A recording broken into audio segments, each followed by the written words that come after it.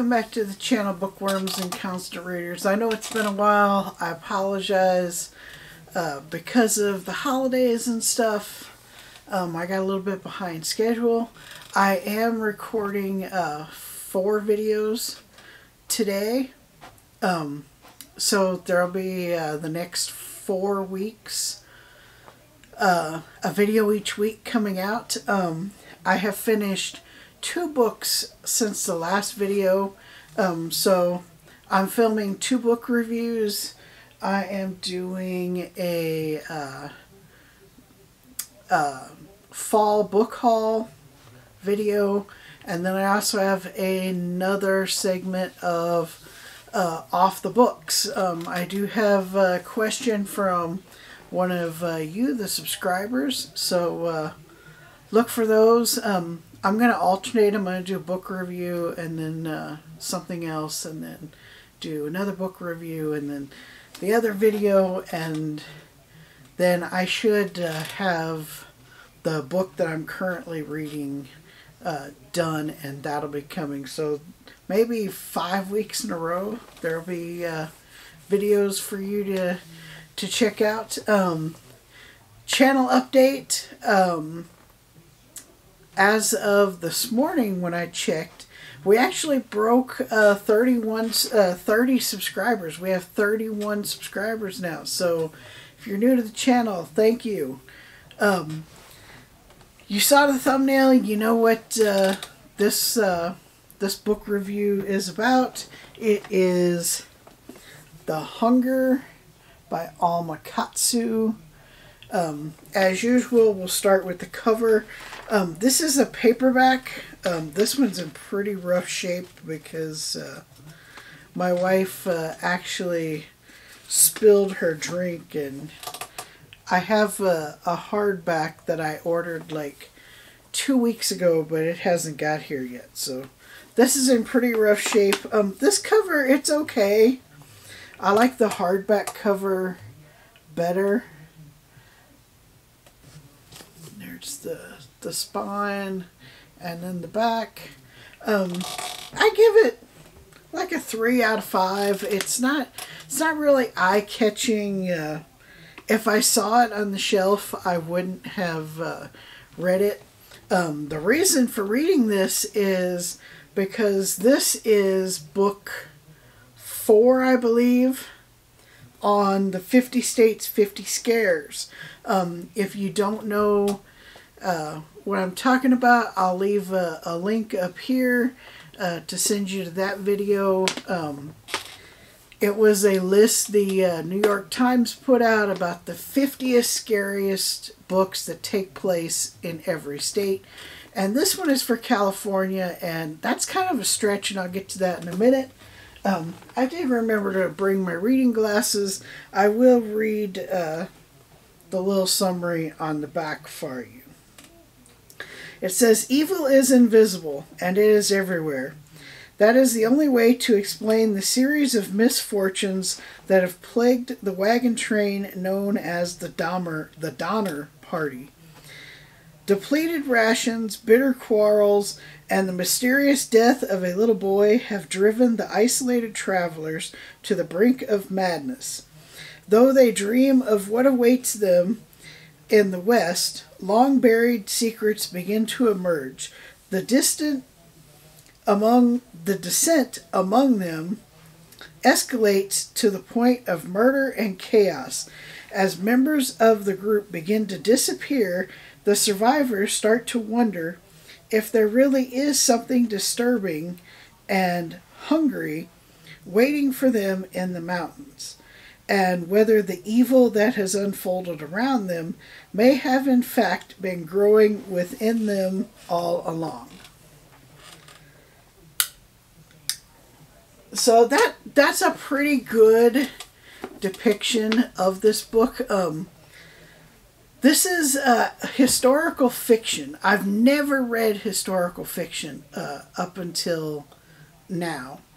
And from my understanding, what historical fiction is the author takes a historical event and then creates their own story within that historical event. And this event revolves around the Donner Party. If you don't know who the Donner Party is, they were a family of wagon trainers back in the I think it was 1848, 1849, 1850. Around that time, they were headed to California. And they were told of a shorter route through the mountains that would shave like a few days to a week off of their trip.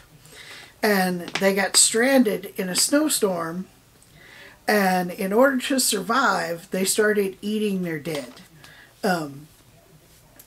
There were, I forget how many originally, but I think there was like 9 survivors.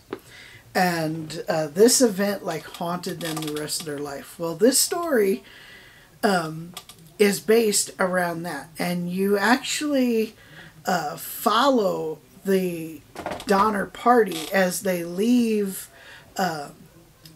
Kansas City, Missouri, and they're headed to California. It's kind of a stretch to make this a California novel because only a few people reach California, and we never get like a detailed depiction of California at the time. So saying that this is for California, I thought was kind of a stretch, that there's no other like horror novels out there that took place in California.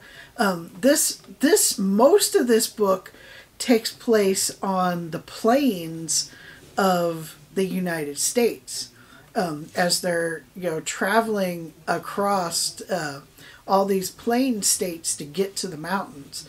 That's where a bulk of this story takes place. And the story is really good, but if you're looking for like excitement and like a fast-paced story, this is not the book for you. This is very slow. It's very detailed, very like methodical in its storytelling. It's really slow paced. And it's not until maybe the last 100 pages of the book that it really becomes like a page turner. Up until then, it's really just watching these people like fall apart and turn on each other. They don't listen to one another. They have a guy who's telling them that they're taking too long to get across the plains, that they have to get through the mountains before the snow hits or they'll be stranded, and nobody's listening to this guy. He's a troublemaker. And it's just, from the beginning, it's like chaos in this group. And then people start disappearing. And then people really start freaking out. And so this story builds and it escalates as it goes along. And it just gets worse and worse and worse. And the writing style of Katsu I really like. I definitely want to read more of her books. She has another book that is based on the Titanic that I'd like to read. She's got one that takes place in World War II. I believe it's within the concentration camps. Yeah, it's a really good book. I see why it gets a lot of praise. It's not really disturbing, though, at least for me. I've heard a lot of reviews and stuff talk about how disturbing the book was, and I really didn't get that out of the book. It does definitely have a creepy factor to it, but I wouldn't say that it's disturbing. I believe on Goodreads I gave it like a 3 or a 4 out of 5. I give it like a 3.5 out of 5. It's not like you have to read this book. But it is a good book. I would not say you've got to read this. It's not a must read, but it was interesting, especially if you like history. You'll like this book. And she has a whole section in the back that talks about things that she changed, and why she changed them. But yeah, I would definitely check it out, give it a read if you're looking for something different when it comes to horror novels. Definitely check it out, or check out one of her other books. This is the only one of her books I've read, but if the other ones are as good as this one, I'm going to be happy. And I do plan on buying more of her books. Pretty short, but it is what it is. Wasn't anything spectacular, but it wasn't terrible either. It was a good book. It's just a really slow burn, but those last 100 pages, totally worth it. 3.5 out of 5. That's all I got for you. Till next time, read more books.